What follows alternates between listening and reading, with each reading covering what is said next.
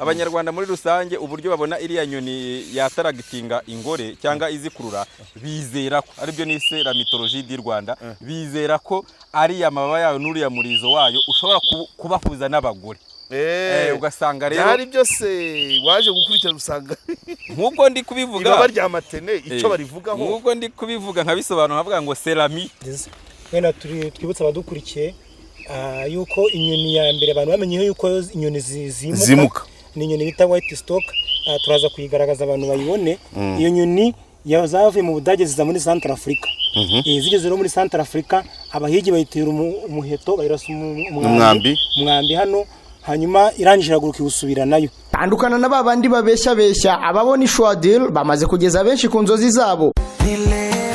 Aya mahirwe mboneka rimwe ntagucike. Ubushobora kubona akazi cyangwa kuminuriza byoroshye mu bihugu nka Canada na Amerika ubifashijwemo na Neo Travels. Izi nzobere zigufasha kandi kubona visa, inguzanyo yo kwiga no kubona amashuri meza muri Amerika n'Uburayi. Si bigusa kuko ushaka no gutembera, kubona akazi no gukora business byose babikugiramo neza kugeza ubonye visa. Kabya inzozi zawe zibimamo hamwe na Neo Travels. Ku bindi bisobanuro wabahamagara cyangwa ukabandikira kuri nimero ubona kuri ekara yawe. Neo Travels, amahirwe yawe kuri inshuro ari imbere yawe.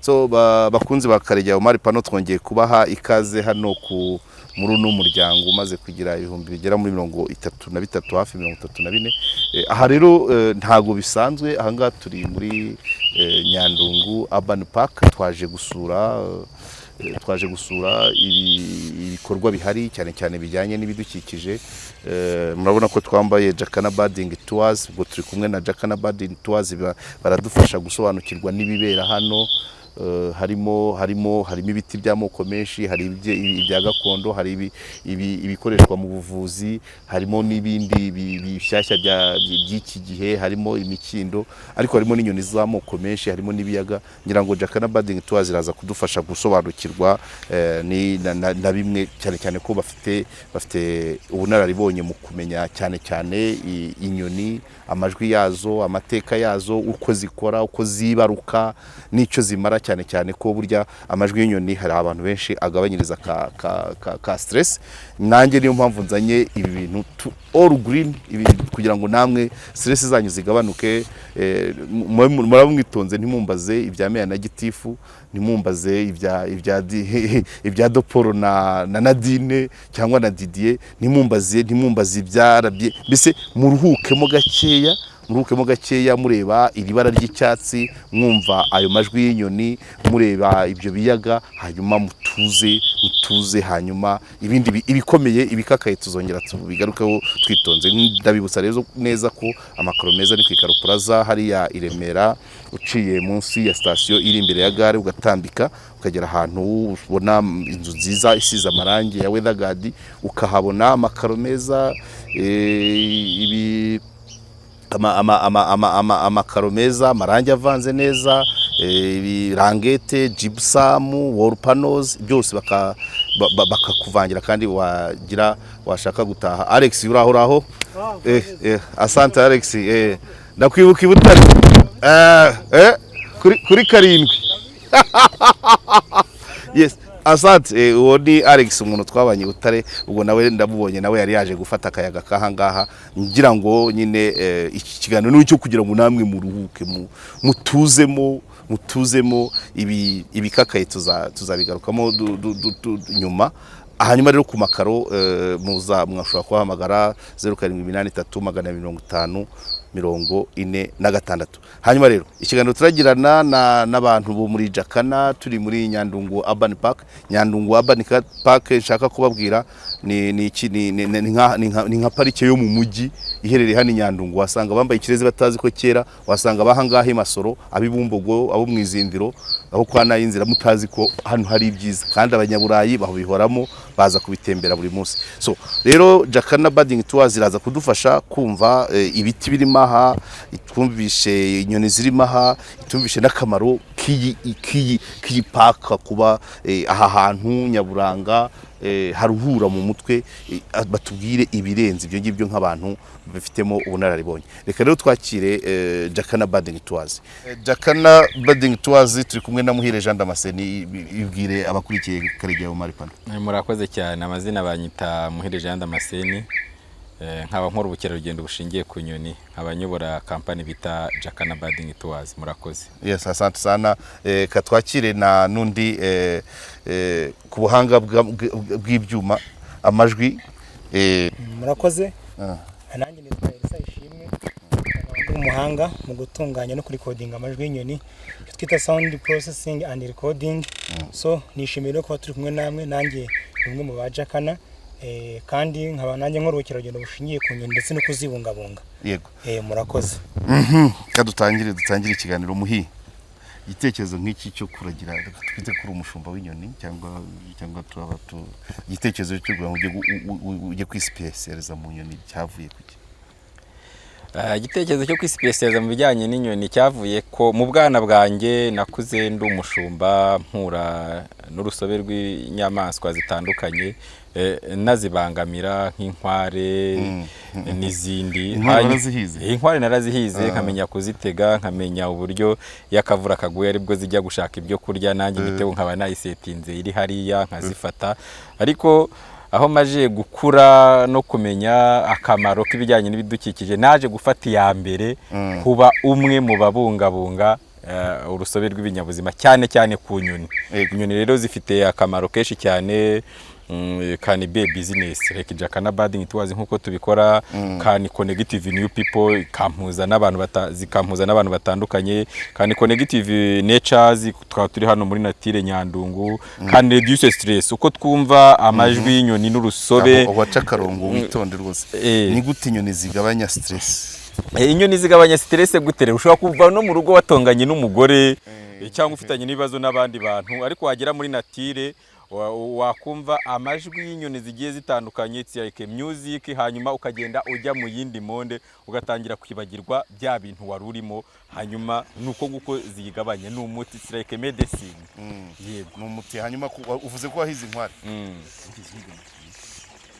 Aha hantu nkeneye igisubizo kiri Sero la mite cyangwa se la mitologie y'u Rwanda, nta matene nanjye nayihize nk'abandi bose, byumva gutyo bavuga ati biragoye no kuyica. Ni ibyo numvaga, nizo mite, niyo myumvire idasanzwe. Mite yavugaga yuko ririya baba ryayo, uko tubona iriya nyoni idansinga ikurura izindi ngore, iri ibyina n'ingabo, ibidansinga igira ngo ikurure ingore zize. Hanyuma tuba biri muri breeding season cyangwa se courtship period, igihe cyo gutereta. Hanyuma rero uburyo abanyarwanda muri cy'uburumbuke, abanyarwanda muri rusange uburyo babona iriya nyoni yataragitinga ingore cyangwa izikurura, bizera ko aribyo nise la mitologie y'u Rwanda, bizera ko ari amababa yayo n'uriya murizo wayo ushobora kubahuza n'abagore. Ugasanga rero byari byose waje gukurikira usanga nkuko ndi kubivuga ibaba rya matene icyo barivugaho, nkuko ndi kubivuga nkabisobanura nkavuga ngo seramite ntago byari byo, ubwo n'ukwizera. Kwizera rero buriya kurarema. Uwabyizereragamo byaramufashaga, akaba yabibwira n'abandi, n'ubu bigakururuka gutyo. Nuko nguko ibijyanye na matene byabaga. Urakoze cyane. Reka tujye kuri Lisa. Wowe mu gufata amajwi ubasha kuyatandukanya gute? Nagiye mbona hari aho wagera gukasa naho uzihamagara, zimwe zikanakumva. Amajwi y'inyoni yatandukanya gute ku buryo wumva ijwi ugahita umenya inyoni nyiraryo? Cyambere cyo amajwi y'inyoni aba afite tone, nkuko umuntu ashobora kuvuga tukavuga ngo muraturuka ahantu runaka gutya na gutya. Inyoni ziri muri famiye imwe zikavuga, menya ko ziri muri famiye runaka, kubera yuko nyine tuba tumaze igihe tugenda twarabaye inshuti nazo. Akenshi uzumva abantu ni ababada for life, tuba tubikora ngo tubamara income, ariko turabikora. So rero muri ubwo buryo rero twagukomeza kugenda tubana n'inyoni, twakomeza kugenda tuba hafi y'inyoni. Ese twagiye muri Nyungwe, twagiye mu Kagera, rwa ruhurano rw'amajwi rwose ruhaza rukajya mu matwi yacu, none tukamenya kuyatandukanya. None rero twamara kumenya kuyatandukanya, tuba dukeneye ko n'isi yose imenya ko mu Rwanda dufite ayo majwi y'inyoni. So rero iyo tumaze kuyarekodinga dukoresha igikoresho mureba cyitwa parabola. Iyo tumaze kuyarekodinga neza tuyafashe neza, tuyaprodinga bita kuri eBird. Hanyuma kuri eBird haba hari abantu benshi batandukanye ku rwego rw'isi baba bareba inyoni, bazi inyoni, bamwe bakagira icyo bazivugaho, abandi nyine bagatangara ko hari nk'inyoni yibonetse mu Rwanda, ijwi ari ubwa mbere rigaragaye. so bigatuma rero ubukerarugendo bw'inyoni mu Rwanda buzamuka n'abantu benshi bakaba baza kureba izo nyoni. Muhi, ni izihe nyoni zaba zisigaye muri kano gace zitaboneka ahandi cyane? Mu Rwanda tugira amoko y'inyoni agera kuri 709 ubushakashatsi bwakozwe, ariko tukagira icyo bita endemic bird species. Ni inyoni zishobora kuboneka mu gace runaka zitaboneka ahandi. Izo tugira rero twebwe ziboneka mu byo twita Rift Valley Arboreté, ni kari agace kava kuri Lakaruberi muri Congo kagaca mu Gahinga National Park in Uganda, Volcano National Park in Rwanda, kagakomeza Nyungwe National Park in Burundi, Kibira National Park, kagakomeza Zambia. Ako gace cyangwa se uwo muhoro twita Rift Valley Arboreté niho dushobora gusangamo amoko agera kuri 29 y'inyoni zitaboneka ahandi. 29 ari muri Rift Valley utasanga ahandi ku isi. Bigatuma rero bikurura ba mukerarugendo baza kureba ubwo bwoko bw'inyoni ziboneka mu Rwanda cyangwa se no muri iyo Rift Valley Arboreté. Hanyuma mu Rwanda muri rusange hari ubwoko bungahe bw'inyoni ukurikije bya ibice aho buherereye? Mu Kagera hari bungana iki, ahangaha hari ubungana iki? Tuvira umuzingo aho abantu bashaka inyoni nk'abakeneye kujya kugabanya za stress. Mu Rwanda nkuko nahoze nyine mbivuga tugira amoko y'inyoni agera kuri 709 ariko ari mu cyo bita 8 important bird area. Ni ahantu 8 ushobora kurebera inyoni hestablished. Ibice 8 ushobora gusangamo inyoni. Hestablished na BDF International. Nizo wahasanga. Turafata ku maparike ane y'igihugu niyo ngiye guheraho, dufate wenda nko mu Kagera.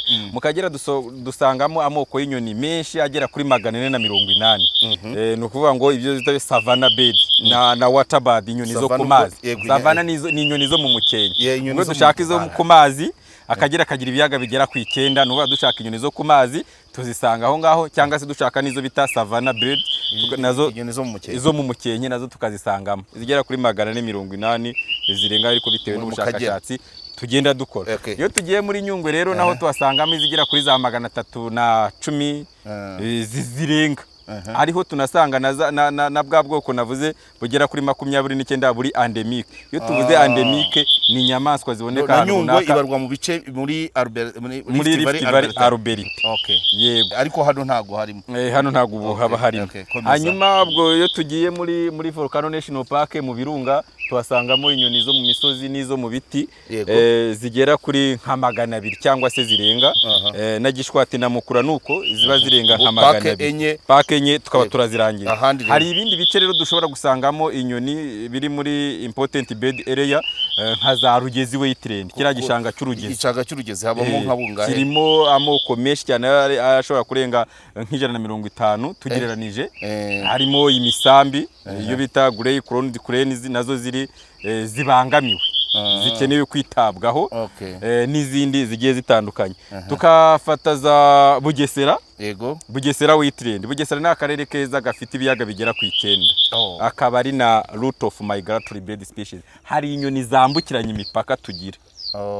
Tubisobanurire neza tumenye ngo izo nyoni twita migratory bird species ni ukuvuga ngo ni inyoni bigera mu gihe runaka zigafata igihe zigahita zijya wenda Europe for breeding, zikajya muri Europe mu kubyara, cyangwa se zikavayo zikaza hano nyinshi cyane tugira. Bira bice bya Bugesera na za Nyungwe hariya ni inzira nziza y'izo nyoni zambukiranya imipaka. Nyoni ushobora gufata igihe igafata nk'amezi 6 iri mu nzira igenda, yamara kugera i Burayi bitewe na condition ihari yabyara ikongera igafata ibyana ikongera ikigarukira. Tugira liste y'inyoni nyinshi cyane zigenda zambukiranya imipaka. Kubera ko ubwo bibaye ibice 6 basigaye wongeho parike enye, Urugezi na Bugesera. Dushyiraho na za Cyamudongo. Cyamudongo ubwo ni Cyamudongo forest hirya ya Nyungwe gatoya, Rusizi na Nyamasheke. Nk'umurenge wa Nkungu ngira ngo abatazi Cyamudongo yuko ushumutse muri Cyamudongo harimo inzira igenda kugeza kuri Rubyiro handi bakunda kuvuga hamwe Uwera yagiye kurohwa. Iyo uri mu marembo ya Cyamudongo urebye gutya hasi uhita ubona ibitaro bya Mibirizi. Wasa n'ubuhazi neza rwose ukunda kujyayo. Iyo Cyamudongo Cyamudongo nayo ibamo inyoni. Ibamo inyoni zitandukanye nyinshi cyane rwose ziri charismatique zishimishije. Tugashyiraho n'izindi ni protected area nka hariya kuri kiriya kiyaga kwa Nyagahene hariya Nyarutarama Witirene naho harimo twateye ibiti harimo n'ahantu dushobora kurebera inyoni nyinshi nziza rwose harimo dushobora gusangamo izo bita za rose ziturako bitewe na biriya biti birebire bihaboneka ni inyoni zo mu bwoko bw'inganji ni inyoni nini zo mu bwoko bw'inganji mu Kinyarwanda zifite amababa y'umutuku nini iyo narayibonye twagiye gutera y'igiti washaka kumwunganira ndamwunganira gatoya wenda arimo kuvuga kujyanye na migratory birds wenda twibutsa abadukurikiye yuko inyoni ya mbere abantu bamenye yuko inyoni zimuka ni inyoni bita white stock turaza kuyigaragaza abantu bayibone iyo nyoni zavuye mu Budage ziza muri Central Africa zigeze rero muri Central Africa abahigi bayitera umuheto bayirasa umwambi hano hanyuma irangije iraguruka igusubira nayo Ugeze mu Budage mu Budage iyo ugeze bakoraga iby'inyoni mu Budage umva ko bateye imbere cyane ku by'inyoni imbere yacu babona inyoni ifite umwambi mu ijosi hanyuma barangije rero batangiye kwibaza se iyi nyoni hano ko nta bahigi bahari iyi nyoni umwambi byagenze bite hanyuma rero ikindi gihe kigeze indi season igeze mu kwa gatandatu inyoni zongeye zisuye bongeye bazikurikirana basanga izo nyoni ziza muri Central Africa ariko ubu ngubu amahirwe n'ahangaha iwacu mu Rwanda zirahari twaza wenda kuzigaragariza abantu iyo nyoni tuyerekane haje kubaho nyine kuyifata neza irabungwabunga iba muri mize mu Budage naha mu Rwanda zirahari zirahari hano haba hari nk'ubwoko bungahe uko bababwira Nyandungu harimo ubwoko bungahe bw'inyoni Nyandungu naho hari ubwoko bwinshi bw'inyoni kuko hari ubwoko burenga 140 wumva yuko ni ahantu heza ho inyoni zisanzura cyane inyoni ziri ahantu abantu batazarurira abantu batazibangamira inyoni zo zirisanzura cyane hatari abahigi hatari abarushimusi mbere yuko ducutsa kuri iyi ngingo y'inyoni ndagira ngo tube specifique tumenye ngo inyoni ziganje mu Rwanda n'ibiziranga uko zibaruka nibura mufata inyoni ebyiri umwe atubwire ku nyene ebyiri wafata sakabaka wafata sarukodo matene yo twayirangije wafata umusambi cyangwa uruyongoyongo zirahari nyinshi none utubwire ngo iyi nyoni mu mateka iteye itya irangwa nibi kandi yibaruka gutya urugero murakoze cyane ibijyanye n'ibyo bita breeding season cyangwa se uburyo inyoni zibyara natangira mvuga ko inyoni iyo zigeze mu gihe cyo kubyara zarika ibyari hari zarika ibyare yenda gake yego ni ukuvuga ngo buryo iyo ubonye icyari cy'inyoni ibiri mu gihe cyo kubyara hanyuma si itari mu gihe cyo kubyara itari mu gihe cyo kubyara zimwe na zimwe zibera mu biti zikirarira mu biti n'igihe cyo kubyara buriyo kirangije ziva muri bya byare zikajya zirarira mu biti icyari egari igihe cyo kubyara igihe atari ku gihe cyo kubyara iba ari kazitura komeza ziba zigenda zirarira mu biti ahantu hatandukanye na inyoni zitera amagi ziri mu bwoko bw'ibiguruka bitera amagi hanyuma ikayararira hari n'izitera amagi mu byare by'izindi nyoni ibyo twita parasite cyane cyane nk'iriya matene nakubwiraga ntago ijya yarika icyare ngo n'inebwe iragenda ikiterera amagi mu cyare cy'izindi nyoni noneho izindi nyoni zikagira gute zikararira zikazaturaga ibyana hakavamo ibyana bya matene ni ukuvuga ngo aho hantu hari icyo bita care parentale ihaba matene ntiyita ku byana itera igikigendera ni nk'inzoka buriya nazo tera amagi zikigendera hari n'izindi ziriya twahoze tuvuga za sarukondo zo mu bwoko bw'amakuku nazo zikunda gutera amagi mu byare by'izindi nyoni ku buryo ujya gutya ugasanga nk'inyoni akanyoni gatoya k'umununi karimo kugaburira uruntu rw'urunyoni runini ntabwo kaba kararubyaye icyaturaze katazi iyo rwavuye ko zibana neza hari ikindi kiremwa gishobora ku habazamo confusion ibizi ko ari icyana cyayo nyine hanyuma cyaza kikiruta se urumva ntago ni hanyuma turimo kuvuga ku bijyanye no kororoka kw'inyoni twavuga ko zitera amagi zikayararira zikayaturaga akaba mu gihe kingana iki mu gihe kigiye gitandukanye bitewe n'inyoni yari iminsi mike ningahe guhera ku minsi 20 18 gutyo bikagenda bizamuka nka kurya kw'inkoko bitewe n'amafamiye ntabwo inyoni zose zituragira igihe kimwe itinda cyane imara iminsi ngahe ishobora kumara iminsi 40 irariye amagi ishobora kumara gutyo biterwa hanyuma igakuza ibyana zigira icyo bita ya parentale, zikagaburira ibyana zikabyitaho bigakura nabyo bikagira gute, zikaba muri iyo famiye, zikaba muri ntuza koroni. Ariko nshobora nko kuvuga wenda nk'izo bita red bird quillias, ni ziriya zirya umuceri, ni inyoni zigenda igihiriri zishobora kurenga n'inyoni 100-200 zigiye.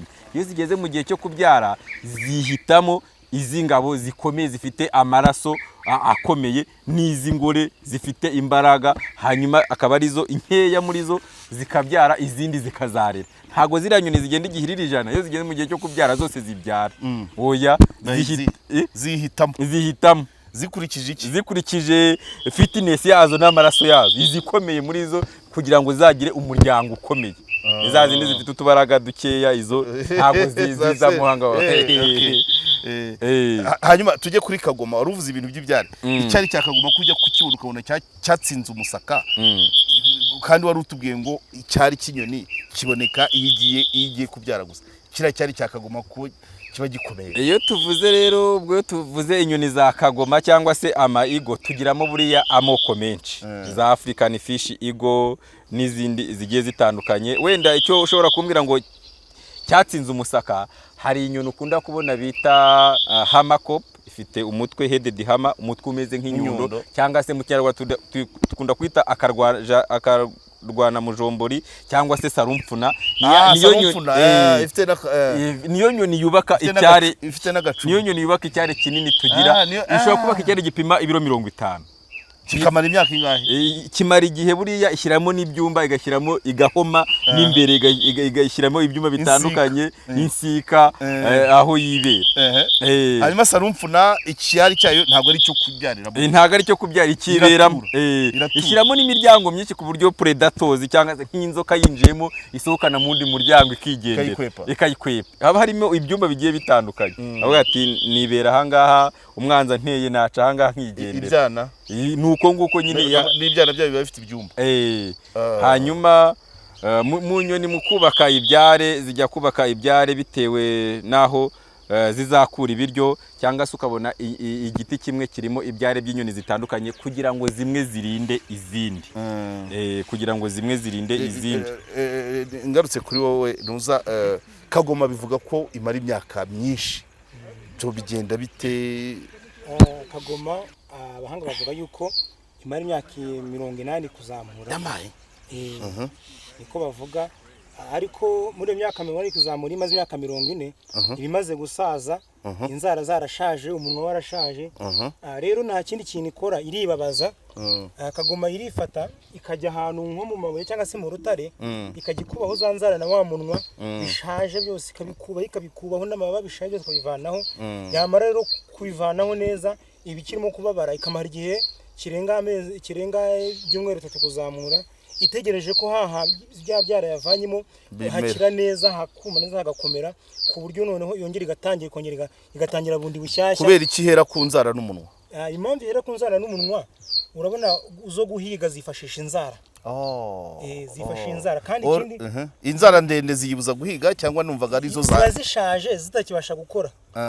Urumva rero niyo mpamvu ibanza gukuramo ziriya nzara kugira ngo haze izindi nshyashya, hanyuma bifasha mu guhiga. Kuko nimba ubona akenshi ziriya nyoni cyangwa se ibisiga bitwara izindi nyoni cyangwa se bitwara inkoko, iyo biguruka inzara zazo birazisha kugira ngo ntabwo biba biri hanze nyine.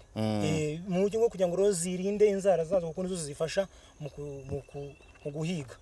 Muhi, Kagoma muri iyo minsi 40 ibyo byumweru bingahe yagiye kwikura inzara, ibitunzwe n'iki?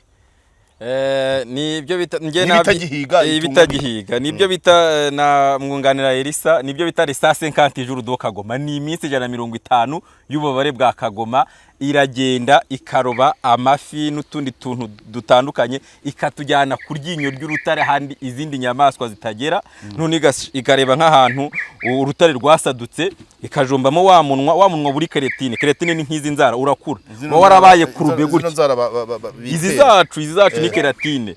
Umunwa w'inyoni cyangwa buriya nawo abari keratine urakura, ukaba kurube, ukaba utakibasha guhiga neza. Iragenda rero warigonze igacomeka aho urutare rwasadutse, igashikuza ugacika, hanyuma wa munwa n'ubundi ya minsi 150 urongera ukamera. Ariko ibi biri gutungwa na twa dufi yabitse hahandi yarakoze stock hanyuma rero ni amahitamo abiri iriyuburura cyangwa se irapfa nibyo twita resase 50 jours do Kagoma donc itemeye kumara iyo minsi 150 ku myaka 40 irapfa rwose ku myaka 40 irapfa kuko ariko yicwa n'inzara si ugusaza yicwa n'inzara n'ubujyano kubi itagihiga ngo ibashe gufata umuhigo yego none yamara gukura inzara muri saa 50 jours iri kurya ibyo yasitotse zikamera ikabona ubundi bushobozi nibiba birapfura buri bigashiraho ikongera ikamera amababa mandi mashyashya urumva amababa aba manini cyane akayiremerera nk'ibigibasha hanyuma imaze gukura ibyara akavuka akazamuka ibindi yiyongezaho imyaka 40 yiyongezaho iyo myaka yindi 40 niyongera kwiyuburura yongera kwiyuburura yego mutubwira indi nyoni Kagoma imwe Kagoma turayumvise mutubwira indi nk'intuza yo dufashe wenda nk'igikona cyangwa se ikiyoni ni inyoni twese dukunda kubona mu Rwanda tugira icyo bita raveni kiba mu nce za Ngororero tukagira n'icyo n'ibindi bino bikona bisanzwe icyo cyangwa se twita ikiyoni nacyo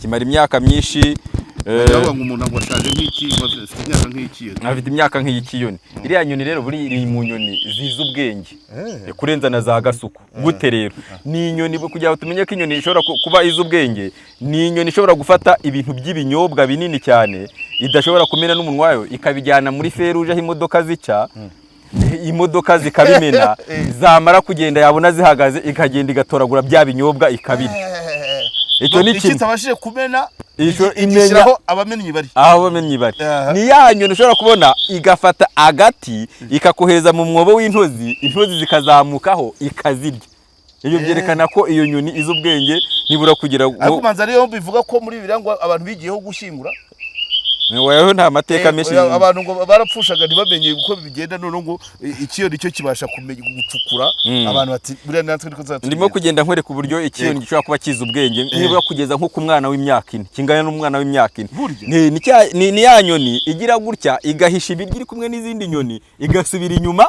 ikabyimura ubu ni ubwenge ntago ari ubuzima igahisha izindi twahisha ibiryo turi kumwe ariko iciye inyuma ikabyimura ni ya nyoni ntago wafata umuneke nkuko inkende ufashe umuneke ugashyira mu icupa ishobora kumena intuza ishobora kumena icupa ariko intuza ikiyoni cyo kireba uburyo kigomba kumenya aho umunwa uri kikaba cyagira gute cyakuramo wa muneke cyangwa se niba ari icupa ririmo amazi kandi kabidakozamo umunwa ngo amazi ayigereho ifata amabuye ikajya yongeramo amazi akaza kuzamuka ibyo bintu rero ishyira amabuye mu icupa amazi akajya hejuru ikaza kumwe nuvuga ngo ibyo hari n'umuntu utabizi hari ibintu byinshi dushobora ishyiramo amabuye akitendeka hasi amazi akajya azamuka ku buryo iza kumwe dushobora kuvuga ibintu byinshi twerekana ko kiriya kiyoni ni inyoni ishobora kuza ikipfisha igasohora ibintu by'ibitabapfu ku buryo nawe uyica ukayitera n'umugeri ukagira ngo yapfuye nyamara itapfuye hari ibiryo irekerereje aho ngaho yabona nta muntu uhari ikongera ikazanzamuka igafata bya biryo ikigendera ibyo bintu byose bifite fagite bigenda bigaragara wamwungarira tugasoza ku by'inyoni ubwo ndumva inyoni ni chapitre ni chapitre ni iyi nyoni muri itangaje n'ubwo bakunda kuzibona gutya ni inuma inuma ni inyoni zishimishije cyane imibereho yazo uburyo zibanaho ingore n'ingabo ni ibintu bitangaje cyane kubera yuko inuma uko vuka ari amajyi abiri kuko itera amajyi abiri ntiyarenza oya itera amajyi abiri iyo ziyateye amajyi abiri avamo ikigabo n'ikigore bikongera bikibanira nk'iyo hagize umuntu rero w'inkubaganyi umena igi rimwe bibana bivukana iyo hagize nk'umuntu w'inkubaganyi umena igi rimwe n'indi nayo iraza karimena kuko ikigabo nticyazabaho cyonyine n'ikigore nticyabaho cyonyine ubwoko bw'inuma iyo imwe irya wenda nk'umuntu akayiterera akayica igapfa iyindi nayo aravuga iti ntayifite nanjye nta bundi buzima nta buzima uravuga inuma zo mu ishyamba cyane izi zo mu ngo nazo nuko ni zimwe na zimwe ntabwo ari zose ni izo mu ishyamba ni uko akenshi nyine amazina y'inyoni mu kinyarwanda aba ari makeya yego cyane mu kinyarwanda ariko mu cyongereza ziba zihari ari umuryango mugari tubasha kuzitandukanya twifashisha amazina y'icyongereza urumva rero ni inyoni zishimishije hari n'izindi nk'iyo twita African Grey Hornbill nayo ni inyoni ishimishije cyane ni inyoni zitera mu iboneka mu Rwanda. Mu Rwanda irahari, sinzi aha ntabwo twibona, ariko mu Kagera ziraboneka cyane, no mu Burasirazuba mu biturage za Nyagatare abantu benshi barazibona. Nayo ni inyoni ishobora gucukura nyine itera mu giti kwa kundi igiti kiba gifite isobyo ryajemo umwobo, igacukuramo ikajyamo imbere, ijyamo ikaritegura neza igateramo, iyo ni ikigore cyayo, byageramo ikigore kigatera, igihe cyo kurara iyo kigeze ya ngabo irazana icyondo igahomaho kugira ngo ingore idasohoka irarira amagi azatura igafuka yifungirana, igasiga kenshi gatoya ko gucishamo ibiryo yihereza cyangwa se yo kwituma hanze, kuko ntago ita amatotora ayo mu cyari yata hanze, isuku nyine izigira isuku cyane. Urumva rero n'uvanga nk'iyo nyoni iyo umuntu akubagana nk'iyo akica nk'ingabo, urumva wishe n'ingore iri mu cyari n'ibyana. Niyo mpamvu rero tuba twinginga abantu wenda badukurikira bajye birinda guhungabanya inyoni, ni ibintu byiza cyane, zibayeho neza, zirashimishije. Twihute gato cyane mumbabare tuvuge ku ntashya. Intashya yo igaragara ite? Tubona izi kubaka, izi kubumba rukarakara na mpunyu na ruriba, donc intashya yo kiracyari ni icyo kubyariramo cyangwa nicyo kubamo burundu? Intashya yo ibarwa, intashya yo kiracyari ikibamo igihe kinini, ishobora kukibyaramo inshuro zigiye zitandukanye, nta byinshi twazivuga. Gusa intashya ni inyoni zizi kubaka zikoresheje ibyondo, ziguruka zihuta cyane, hari n'intuza n'abajya batebya intashya n'igikeri, uburyo ntaho muri n'ibiguruka. Yego, ibyo ngibyo rero kuko iraguruka, igikeri cyo kigenda. Buriya intashya tugira amoko atandukanye y'intashya, ntago aba ari ubwoko bumwe. Nazo tukagiramo n'iziri migratory bird species, zambukiranya imipaka, zirarya, zamara kurya zagira sitoke, zagira imbaraga, Europe zikagenda, ishobora kumara amezi 6 iguruka itaruhutse rwose. Gusa nkuko nagiye mbivuga, zigira icyo bita ntuzarutse, aho zishobora kuruhukira, akavuga ati nitugera Nyungwe due to the condition tuzaruhuka, kongere dukomeze nuko nguko inyoni zigenda zambukiranya imipaka. Ariko hari ikintu cya kivugwa muri mythology, niba ari mythology, navutse numva ngo inyange ngo ziba muri zituruka muri Sudani cyangwa kuri Victoria, ngo zizina hagusa ku manywa ngo nimugora zigataha. Inyange zo zifatwa gute? Hari ahantu zirara mu Rwanda? Harahari inyange, ko mbona buri gihe zirenga mu rukomo zinagatuna. Oya, zirahari. Harahari, wenda iyo bibaye byiza twagera n'ahantu nyine ukabibona nka nimugoroba ziri ahantu ziraye mu giti zitatashye. Ibyo se byaba byaraturutse he? Byaraturutse hehe? Ntago ari inyange zose, kuko nazo zirimo amoko. Izo twita Western Kettle Egret, ahantu ngo za Western Kettle Egret zaturutse muri ibice bya Sudani na bice by'Abarabu gutyo, kubera ari ibintu by'intambara n'iki byose, kandi nyine ahantu haba ibyo n'ubutayu bwose, ziri mu kaziziri n'ahangaha cyane ko hari inka, hari insect zirya, urumva niko kuza zizi n'ahangaha. Rero iyo ziri ahantu nazo zishimiye hafi y'amazi, zo twita water birds, nazo zirarira aho ngaho zikahaba rwose. Cyane nko mu Rwanda nk'ahantu nyine mba nzi, iyo nkeneye nko kujya kureba se cyangwa se kujya kureba view yazo, ugenda nkazireba kuko nimba ari byo nkabiverifiya nkasanga nibyo, ntago zose ntago zibiyo ngiyo. Ariko akenshi impamvu ari water birds zo zite amagi yazo ziyatera ahantu hakonje. Ubukonje nibwo butuma buzifasha kugira ngo ziturage.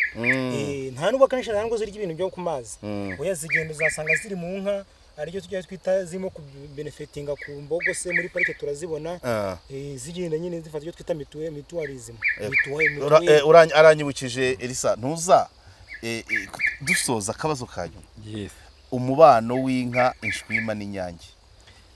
Umubano w'inka, ishwima n'inyange nibyo twita ni a benefice reciproque, nukuvuga ngo ni vice versa. Nuvuga ngo nibyo cyangwa se mutualism, mituweli. Nuvuga ngo inyange n'inka n'imbogo ukuntu bibana n'ishwima byose. Nuvuga ngo inka imbogo zatambuka udusimba tukaguruka, iyo tugurutse igenda gake nyine, aho zikandagiye hari udusimba dutaruka, inyange zikadufata, kandi inyange zikagaruka zigashitura ibirondwe ya mbogo nayo ikabaho neza. Hanyuma ishwima nayo yibera aho ngaho ku nka, igenda ishitura ibirondwe mu matwi, bikabana nyine gutyo.